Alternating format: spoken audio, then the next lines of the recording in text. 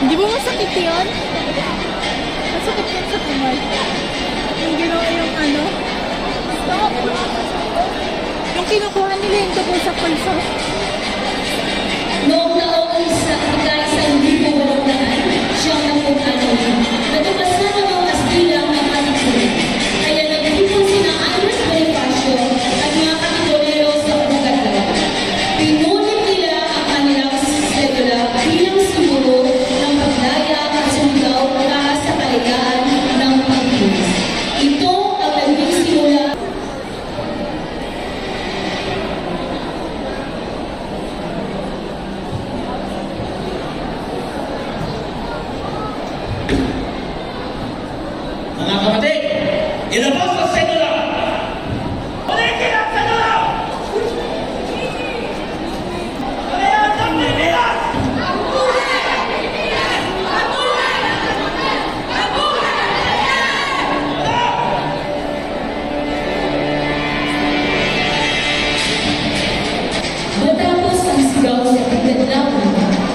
Nagsimula ang matinding labanan sa pagitan ng mga Pilipino at mga sundalong Espanyol.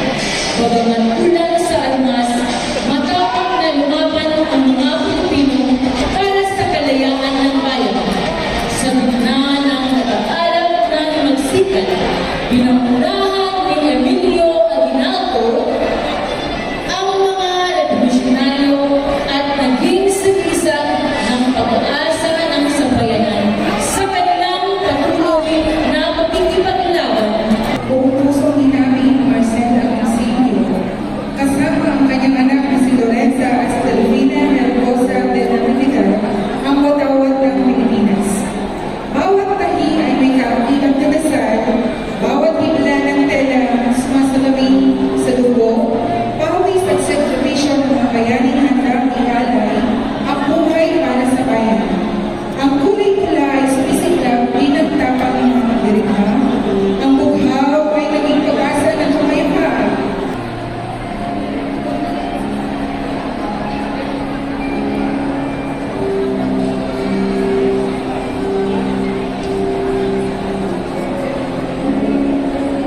Nay, ang asul may tanda ng kalayaan.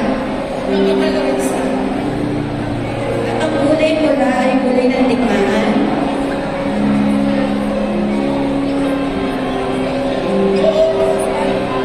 Bakit may puting?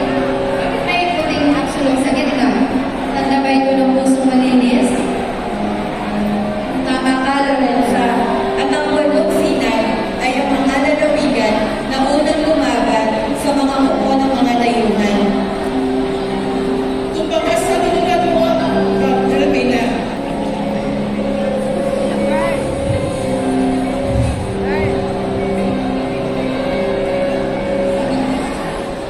Noong ika-12 ng Hunyo, 1878,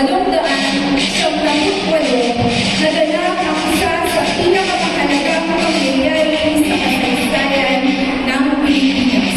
Si Sa Dada. tahanan ni Emilio Aguinaldo sa Kawit Cavite, opisyal na dineklara ang kalayaan ng Pilipinas mula sa pananaw ng Espanya. Sa araw na iyon, unang pinagaliway ang watawat ng Pilipinas habang tumutulog ang ating pagkasakay. Punong-puno ng ilusyon at pag-asa ang mga Pilipinong nakasaksi sa makasintayang kakayahan nito.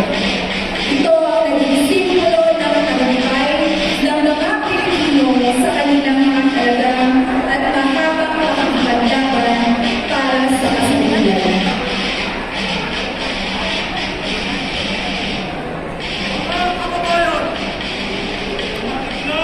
Araw na matagal nating ipinaglalaban. Ugo, pawis, at buhay ng ating mga bayani ang naging kapalit ng sandaling ito. Ngayon, buong puso natin nasigaw sa buong mundo. Malaya na ang Pilipinas. Huwag nating sayangin ang kalayaan na pinaglaban ng ating mga ninuno. Magkaisa tayo para sa bayan. Mabuhay ang Pilipinas! Mabuhay! Ngayon, patuloy na nabubuhay ang diwa ng kabayanihan sa ating mga makabagong bayani. Kabilang sa kanila ang mga guro walang sawang bumuhubog sa isipan at pagkatao ng kabataan. Itinataguyod ang mga pagpapahalaga sa kalayaan, pagmamahal sa bayan at pananagutan sa kapwa. Nariyan din ang ating mga overseas Filipino workers na araw-araw na nagsasakripisyo at nagsisikap sa ibayong dagat upang mabigyan ng mas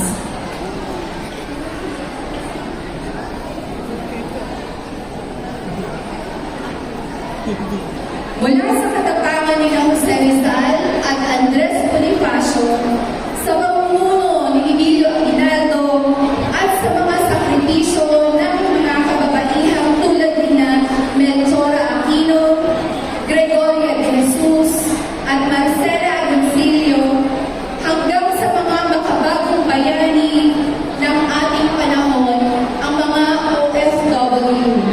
Patuloy tayong nagkakaisa sa ilalim ng watawat ng Pilipinas, ipinagmamalaki ang ating mamulay at kasaysayan at may pag-asang hinaharap ang kinabukasan. Dahil sa kanilang mga sakripisyo, kabayanihan, tayo ngayon ay nakatayo rito, malaya at matatag na sambayanan. Parangalan natin sila sa pamamagitan ng pamumuhay ng may paglilingkod, integridad at wagas na pagmamahal sa ating bansa. Mabuhay ang ating mga bayani! Mabuhay ang kalayaan! Mabuhay! Mabuhay ang Pilipinas! Mabuhay! Ako